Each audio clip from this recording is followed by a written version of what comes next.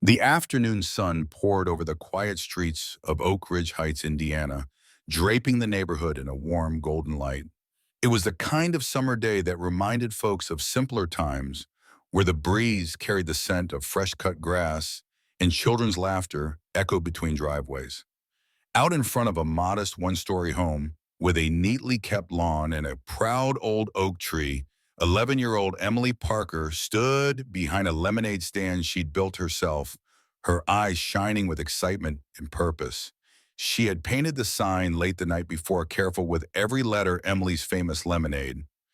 50 say, a cup surrounded by bright yellow lemons in tiny pink hearts. The table was covered with a checkered cloth, and a big glass pitcher sat in the center, filled to the brim with her homemade recipe. She'd squeezed each lemon that morning, measured out just the right amount of sugar, and stirred it all with care. Her mom, Lisa, had helped a bit, just enough to make sure it was safe, but Emily wanted this to be hers.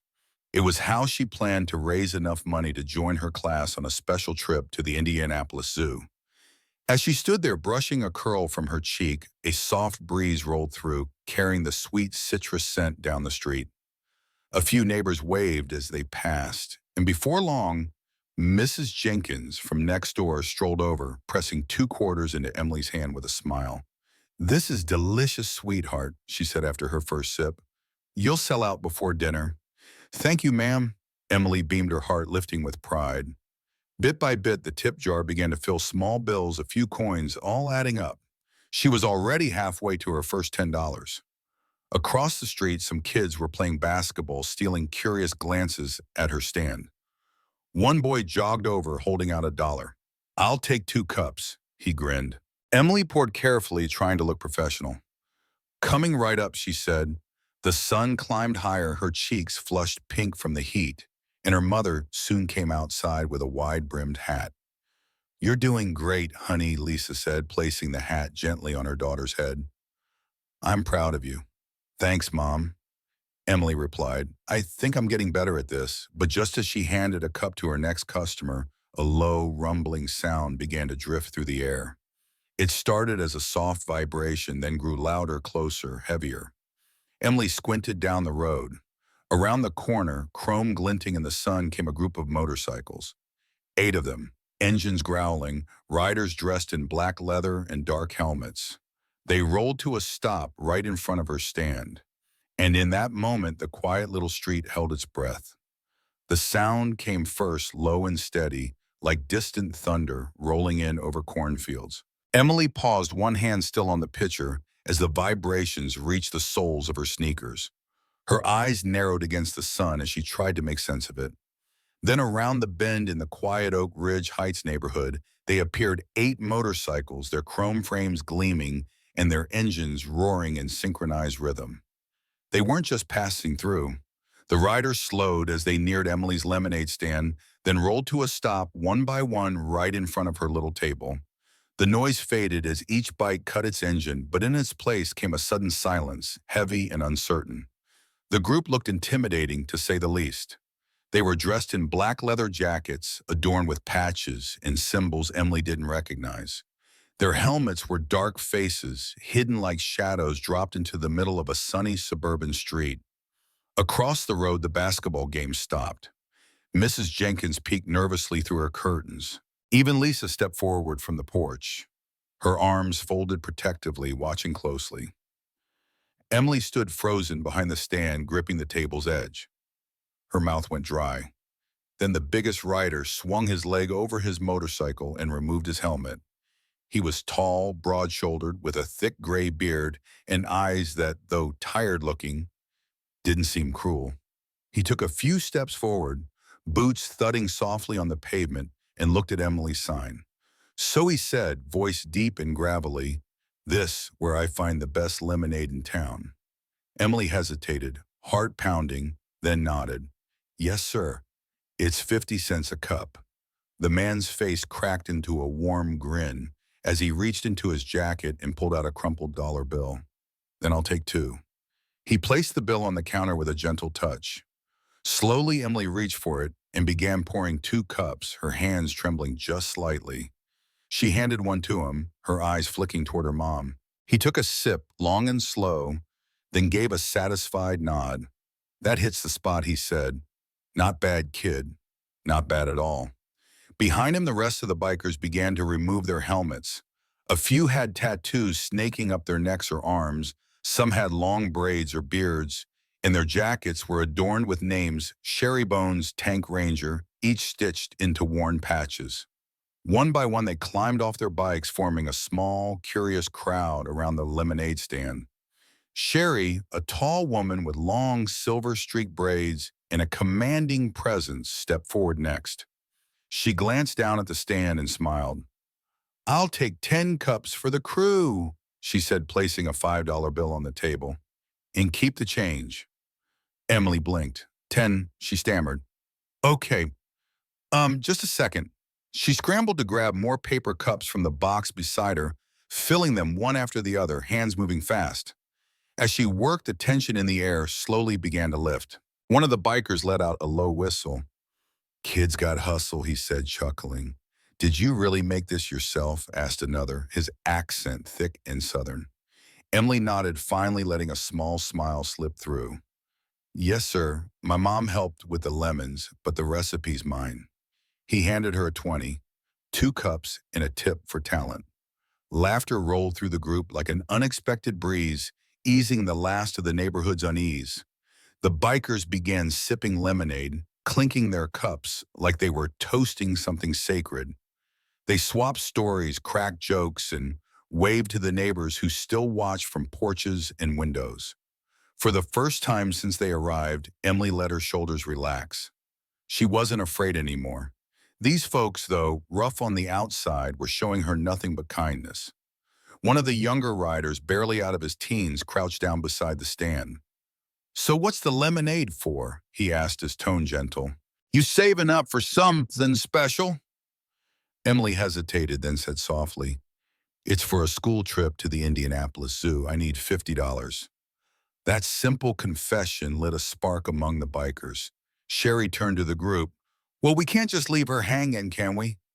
Before Emily could respond, one of the men grabbed a helmet from his bike and began passing it around. The sound of bills crinkling and the coins clinking filled the air. The helmet made its way from hand to hand, each biker dropping something and some nodding in approval, others quietly smiling. When the helmet made its way back to Emily, Sherry placed it gently on the table. "Here you go, sweetheart. That should get you to the zoo and then some." Emily peeked inside and gasped. The helmet was overflowing. There had to be more than 200 in there. "Thank you," she whispered, tears suddenly welling up in her eyes. "Thank you so much. You earned it," the bearded leader said, finishing his drink. "Hard work deserves a little backup sometimes." The group began to joke again, the atmosphere now warm and bright, until one man tall and quiet stepped forward. A tattoo of an eagle stretched across his upper arm, and his eyes, once stern, had gone soft. "You remind me of my daughter," he said, voice low and barely above a whisper. The others fell quiet. Emily tilted her head. "Your daughter," he nodded slowly. "She passed a few years ago, about your age. Loved to set up stands just like this. Seeing you out here, it's like seeing a little piece of her again." Emily didn't know what to say. Lisa stepped forward and gently placed a hand on her daughter's shoulder. "I'm so sorry," she said softly. The man gave a tight smile, his voice thick. "Helping her today. It felt like honoring my little girl's memory. So thank you." For a long moment, no one spoke. The stillness held them together, strangers bound by something unspoken. Then the bearded leader clapped his hands. "All right now," he said, smiling through the emotion. "Let's not turn this into a cry fest. We've got more lemonade to buy." The laughter returned, lifting the mood like sunshine after rain. As the bikers prepared to leave, one of them turned and called out, "We're going to spread the word. Emily, you'll have a line around the block by sundown." And as the engines roared to life once more, their leather jackets catching the light, Emily stood there, helmet full of dreams, heart full of wonder, watching them disappear down the street. What had started as a simple lemonade stand had become something else entirely. And somehow she knew. This was only the beginning. The rumble of engines had barely faded down the block when the world seemed to exhale again. Emily stood at her lemonade stand, still clutching the helmet full of bills and coins, her small hands nearly swallowed by the weight of it. Everything felt a little surreal, like she'd just woken from a dream she hadn't known she was in. Her mother, Lisa, joined her at the table and gently rested a hand on her back, steady and reassuring. "You okay, baby?" she asked softly. Emily nodded, but her voice wavered. "They were really nice. I didn't expect that." Lisa smiled, brushing a strand of hair from her daughter's cheek. "Sometimes shows up wearing leather and tattoos." Emily cracked a shy smile. It wasn't long before the quiet street came alive again, this time with curious neighbors. Car doors slammed in the distance, and voices drifted toward them. A small group began forming at the end of the block, folks from around Oak Ridge Heights who'd seen or heard something unusual and came to see for themselves. Mr. Harris, the local grocer, strolled over with his hands in his pockets and a raised eyebrow. "Heard you had a motorcycle rally out here," he joked. "What did you do, kiddo?" "Start a biker club." Emily laughed nervously. "They just stopped for some lemonade, and they bought a lot." Lisa gestured toward the helmet. "Let's just say she made more today than most kids do all summer." That got some surprised looks, and before long, word began to spread. More neighbors trickled in, some carrying folding chairs, others just coming to support. The lemonade stand, once just a quiet corner of a summer afternoon, was quickly becoming the heart of the block. Folks who rarely spoke more than a polite hello were now laughing and mingling, chatting as they stood in line for a cup of biker-approved lemonade. The kids who had been playing basketball earlier returned with signs. They scribbled on scrap cardboard, "Emily's Lemonade Now Famous," and waved them from the sidewalk to passing cars. The entire energy of the street had shifted. There was something joyful blooming, something that hadn't been there that morning. Emily poured cup after cup, her hands sticky with sugar and lemon, her cheeks flushed but happy. Maya, her best friend from down the street, arrived just in time and jumped in to help without being asked. They worked together seamlessly, side by side, like they had in school projects and sleepover crafts. And then, just as Emily turned to pour another drink, she caught a glimpse of someone standing beneath the big oak tree across the street. It was him, the quiet biker, the one with the eagle tattoo and the story about his daughter. He stood apart from the growing crowd, his leather jacket slung over one shoulder, watching with an unreadable expression. Something about his posture felt different now, less like a stranger, more like a man carrying something heavy. Emily's smile faded for a moment. "Mom," she whispered, nudging Lisa gently. "Do you think he's okay?" Lisa followed her daughter's gaze, then gave a thoughtful nod. "Why don't you go check? Sometimes people just need someone to listen." Emily hesitated, then grabbed a fresh cup of lemonade and made her way toward him. Her steps were slow and quiet, the soft murmur of the crowd behind her fading with every stride. When she reached him, she held out the drink with both hands. "It's on the house," she said gently. The man looked down, surprised. Then, with a faint smile that didn't quite reach his eyes, he took the cup and nodded. "Thank you."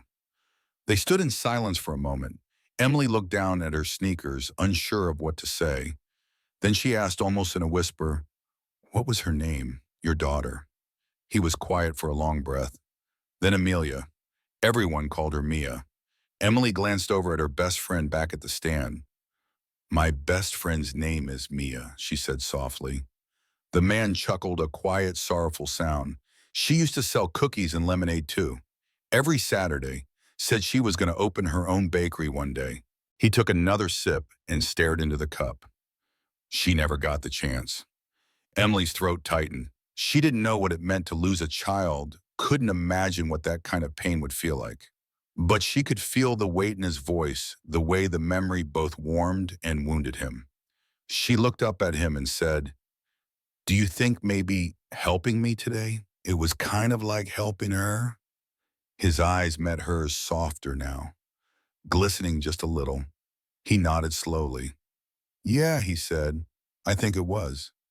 They talked for a while, just the two of them tucked into the shade of that old tree.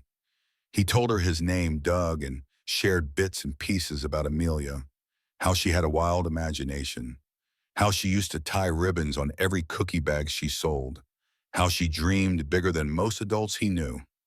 I know I can't bring her back, Doug said, finally, voice low, but maybe I can keep her memory alive by helping kids like you.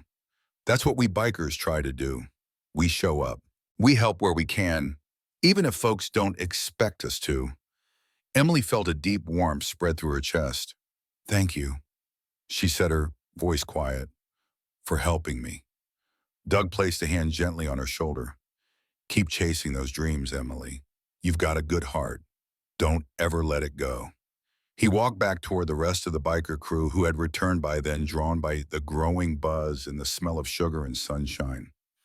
Emily stood there for a moment longer, watching him disappear into the crowd. When she returned to her stand, something was different, not about the stand itself, but about her. She felt older somehow, more aware. Later that afternoon, when the last of the lemonade had been poured and the day began to cool, Emily spotted something tucked beneath a helmet full of money, a small piece of folded paper carefully placed. She opened it with trembling hands. For the brightest light on a summer's day keeps shining. Doug and the crude hairs welled up in her eyes. She handed the note to her mother. They didn't have to do all this, she whispered. Lisa wrapped her arms around her daughter and smiled. No, sweetheart, but they wanted to, and that's what makes it matter. And as the sunlight stretched long across the lawns of Oak Ridge Heights, Emily realized something profound. The day hadn't just changed her fortune, it had changed her heart. By the time the sun began to dip slightly westward, a new hum had replaced the rumble of the motorcycles. Chatter, laughter, footsteps on pavement, the soft clink of coins hitting the tip jar. Word had spread like wildfire through Oak Ridge Heights. Neighbors came from every direction. Some had only heard the noise earlier and were curious. Others had already read the news on Facebook. Photos of Emily's lemonade stand, surrounded by bikers, had started to pop up with captions like, "You won't believe who showed up at this lemonade stand," and "Support this little entrepreneur." Biker-approved Emily had barely caught her breath before the sidewalk filled again. A line of customers stretched down the block. Young parents pushing strollers, older couples with sun hats and gentle smiles. Teens curious about the buzz. Everyone seemed to want a taste of what had suddenly become the most talked about lemonade in town. From the front porch, Lisa looked out in amazement. "Emily," she said with a quiet laugh, "you're going to need a staff." Emily wiped her forehead with the back of her arm, already flushed from the heat and hustle. "I didn't think it'd get this crazy." As if summoned by fate, her best friend Mia showed up at just the right time. "I heard you went viral." Mia grinned, already pulling her hair into a ponytail. "You need help." "Definitely," Emily said with a breath of relief. They jumped into action like they had 100 times before during school projects, Emily pouring lemonade while Mia handed out cups and made change. The flow was steady, rhythmic, and cheerful. They giggled between orders, their friendship shining through in quiet glances and shared smiles. Across the street, a few of the neighborhood kids took it upon themselves to hold signs on the corners directing traffic to Emily's famous lemonade, now world famous.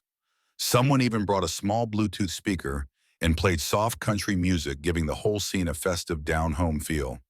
The atmosphere had transformed into something beautiful, a true gathering place. People who had lived on the same block for years but never really talked were now laughing, swapping stories, and sharing memories of their own childhood lemonade stands or summer jobs. One man, Carlos, who ran the nearby hardware store, handed Emily a crisp $20 bill. "I heard about what happened yesterday," he said kindly. "We need more kids like you around here." "Thank you, sir," Emily replied carefully, pouring 2 cups and handing them over. Her hands were sticky and sore, but her heart was full. More people came, and when the lemonade began to run low, Lisa dashed in and out of the house with more pitchers freshly made and still cool from the fridge. A neighbor offered a cooler filled with ice. Someone else brought extra cups. It became an unspoken collaboration, the whole neighborhood lending a hand. Emily, cheeks red and arms tired, barely noticed the heat anymore. All she could see were smiles. All she could hear was laughter. Her stand had become more than a place to buy a drink. It was now a kind of beacon. And then came the sound again, that unmistakable rumble. The motorcycles were back. This time they weren't alone. Doug and Sherry led the front of the group, but behind them rode even more bikers than the day before. They parked in a clean row at the end of the block, drawing cheers and whistles from the crowd. Children ran up to get a closer look. The bikers waved like old friends. Doug approached Emily with a grin, holding a cardboard box. Thought these might go well with the lemonade, he said, handing it to her. Emily opened the lid. Inside were dozens of cookies, freshly baked, tied with little ribbons. Her eyes widened. Did you make these? Doug chuckled. Let's just say they're made with love in Amelia's spirit. The bikers didn't just stop by, they rolled up their sleeves. A few helped organize the line, chatting easily with the customers. One sat on the curb and showed a group of kids how to rev an imaginary engine. Sherry, camera slung over her shoulder, took pictures of Emily behind her stand, surrounded by new friends and old neighbors. I think we just broke the record for busiest lemonade stand in Indiana, she said, laughing. Carlos, standing nearby, looked around and said thoughtfully, what if this wasn't just a one-time thing? Lisa turned toward him, curious. What do you mean? Carlos gestured toward the crowd. This what's happening here. It's special. What if we did this once a month? Set up stands like this around town, raise money for local kids programs. Emily could be the face of it. Murmurs of agreement spread through the crowd. Applause followed. Emily's heart leapt in her chest. You mean like a town lemonade day? Exactly, Carlos said with a nod. You've already started something amazing. Why stop now? Emily looked around at the people, the smiles, the laughter. Doug gave her a quiet thumbs up. Her mom nodded with proud, glistening eyes. Mia bumped her gently with an elbow. I think Emily said slowly, her voice steady, that would be really great. As the sun began to sink toward the horizon and the long golden light spilled across the street, the final customer of the day stepped away, sipping their cup of lemonade. The bikers started gathering their things, ready to ride once more. Doug walked up to Emily, his face quiet but full of warmth. You're proof, he said, that even the smallest idea can bring people together. Keep dreaming, Emily. Don't stop. She clutched the note he had given her the day before and nodded. I will. Thank you for everything. He smiled and tipped his head, then turned and joined the others as they mounted their bikes. As the motorcycles roared to life and rode off once more, the sound now familiar and welcome, Emily stood beside her best friend and her mom. The lemonade stand, now empty, sticky, and sun-dappled, had become something more than wood and poster board. It had become the heart of a neighborhood, and its beat had only just begun. Even after the crowd thinned and the sun slipped lower in the sky, the feeling lingered like a warmth that stayed in your chest long after the fire had died down. Emily leaned on the edge of her lemonade stand, the pitcher nearly empty, her arms aching in the best way possible. But her heart was full. A soft breeze rustled the leaves of the old oak tree, and as the sky shifted to soft shades of peach and gold, Emily noticed him again. Doug, the quiet biker with the eagle tattoo. He hadn't left with the others. He stood apart, hands in his jacket pockets, leaning against the tree, his eyes fixed on something far away. Emily watched him for a moment. He looked peaceful, but there was a weight to his stillness, a quiet kind of sorrow that hadn't left him even in the joy of the day. She turned to her mom. He's still here. Lisa followed her gaze, then gave a gentle nod. Some things take time to let go of. Emily bit her lip. Do you think I should talk to him? Lisa placed a hand on her daughter's back. Sometimes people just need someone to show up. Emily took a deep breath and picked up a fresh cup of lemonade, her last one of the day. She walked slowly toward Doug, each step careful and quiet. When she reached him, she held out the cup. This one's for you, she said softly. Doug looked down, surprised, then smiled faintly and accepted it. Thank you, he said. His voice was quieter now, touched with something almost tender. They stood there for a while, neither of them speaking at first. The air was still and warm, with only the distant sound of laughter echoing from down the street. Finally, Emily looked up at him. Can I ask more about your daughter? Doug's brow furrowed, but his eyes remained gentle. Amelia, he said after a moment, but we always called her Mia. Emily's breath caught just a little. Her best friend's name was Mia, too. She said nothing, just listened. She was 9 when she started her little stand. Doug continued, his voice growing steadier. Cookies and lemonade every Saturday morning.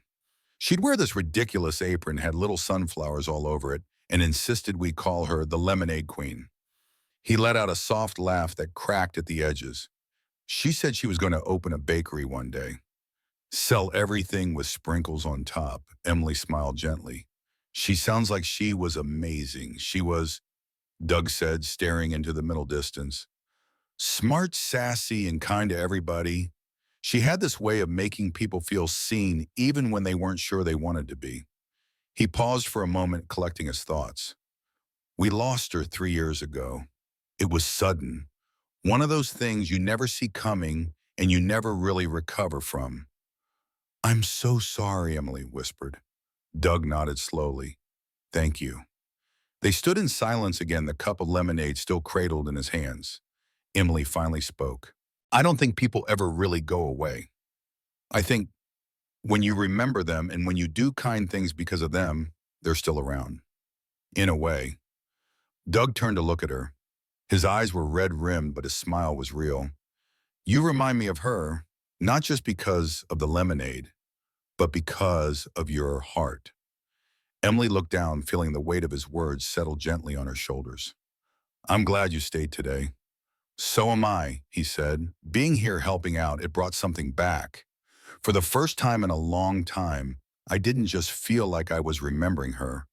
I felt like I was honoring her. Doug reached into the inside pocket of his jacket and pulled out a small photo. It was old and creased, but in it was a young girl with wide eyes and a bright grin, wearing a sunflower apron and standing proudly behind a cookie stand. Emily took it carefully, studying the girl's face. She's beautiful. Doug nodded. Thank you. Her name, her memory, it deserves to be carried. That's why I ride with my crew. We're not just a club. We try to show up where we're needed, quietly, gently. People see the leather and the bikes and think we're rough, but we've all lost something. We ride to keep going. Emily handed the photo back. Well, you helped me, more than you know.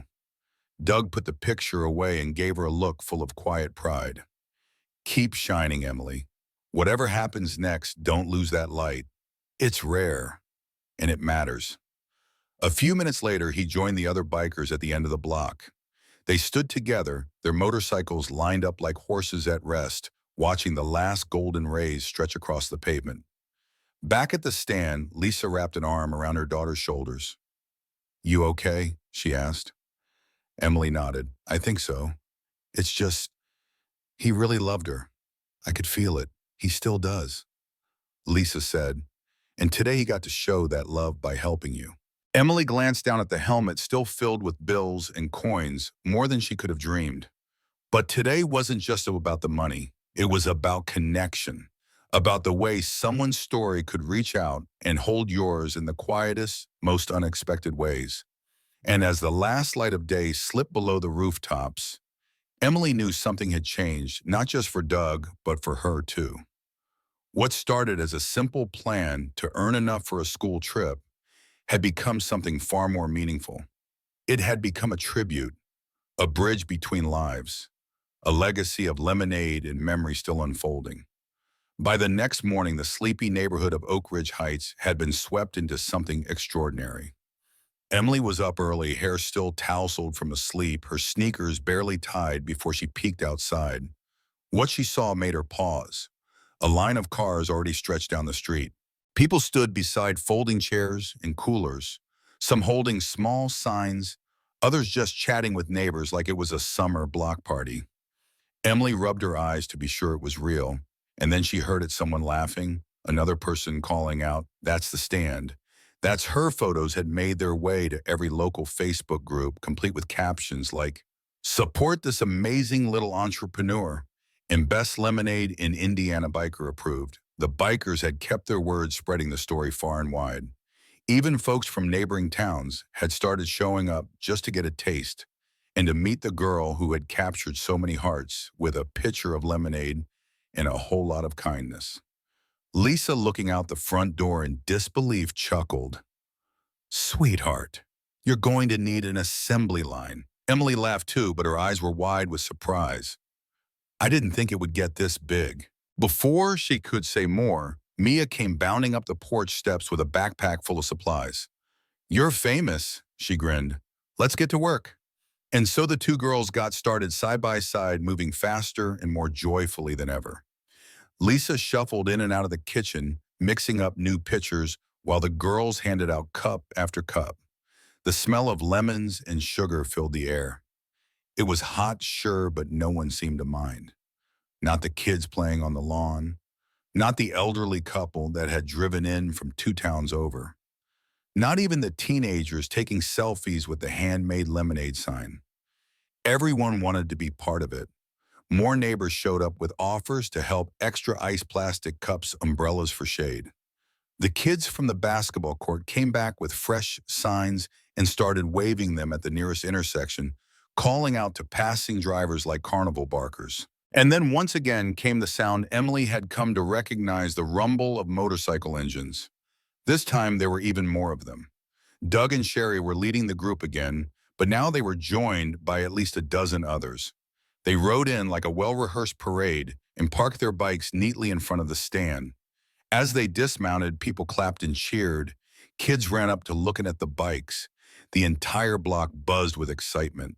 Doug approached Emily with a familiar soft smile and handed her another cardboard box.